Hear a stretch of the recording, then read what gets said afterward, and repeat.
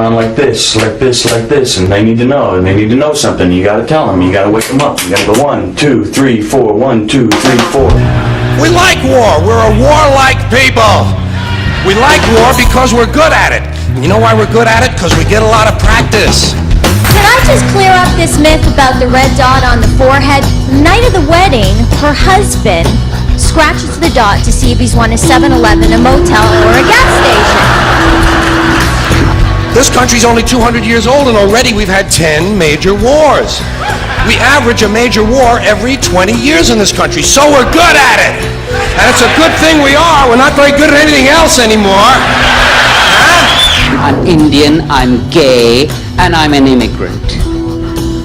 Which means I fit in nowhere. That's our new job in the world, bombing brown people. Iraq, Panama, Grenada, Libya, you got some brown people in your country, tell them to watch the fuck out, or we'll goddamn bomb them. He's a terrorist. I'm like, me, a terrorist? Hello? Terrorists don't say hello. Well, when's the last white people you can remember that we bombed? Can you remember the last white? Can you remember any white people we've ever bombed? The Germans, those are the only ones, and that's only because they were trying to cut in on our action.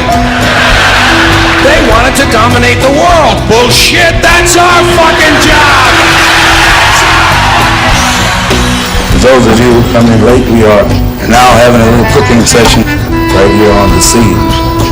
I've been trying to work on a revolution, but it's hard. Can't get the schedule all together, you know. Hey, brother, rise and shine. This is the first day to declare your blackness. This is the revolution. Meet me at the corner. Now, you probably noticed I don't feel about that war the way we were told we were supposed to feel about that war, the way we were ordered and instructed by the United States government to feel about that war.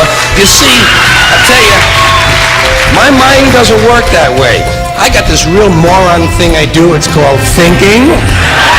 It's like this, and they need to know something. You gotta tell them, you gotta wake them up. You gotta go 1, 2, 3, 4, 1, 2, 3, 4. And man doesn't like 2, does he? He doesn't like number 2. It makes him itch. Truth.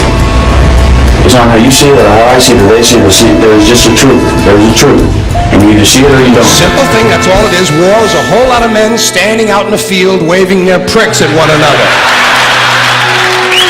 Men are insecure about the size of their dicks, and so they have to kill one another over the idea.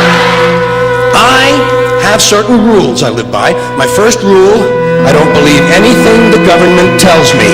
Nothing. Zero. Nope. And I don't take very seriously the media or the press in this country, who in the case of the Persian Gulf War were nothing more than unpaid employees of the Department of Defense, and who most of the time function as kind of an unofficial public relations agency for the United States government. So I don't listen to them, I don't really believe in my country, and I gotta tell you folks, I don't get all choked up about yellow ribbons and American flags. I consider them to be symbols, and I leave symbols to the symbol-minded. Me, I look at war a little bit differently. Men are terrified that their pricks are inadequate, and so they have to compete with one another to feel better about themselves. And since war is the ultimate competition, basically men are killing each other in order to improve their self-esteem.